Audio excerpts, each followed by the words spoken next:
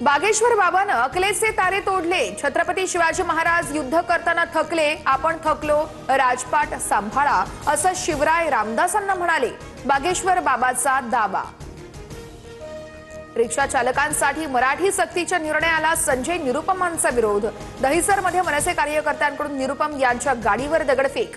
11 कार्यकर्त्यांना अटक, तर मनसेच्या मागणीनंतर संजय निरुपम यांच्यावरही गुन्हा दाखल। उपमुख्यमंत्री सोनेत्रा पवारांचे भावी मुख्यमंत्री म्हणून बॅनर झळकले। पुण्यातील मार्केट यार्ड या परिसरातील बॅनरनं वेधलं सर्वांचंच लक्ष। नागपुरातील काही भागात अद्यापही घरगुती गॅससाठी लोकांच्या रांगा। 1 सिलेंडर असलेल्या ग्राहकांना सर्वाधिक मनस्ताप। गॅस एजन्सीला कंपनीकडून सिलेंडर पुरवठा होत नसल्याची माहिती।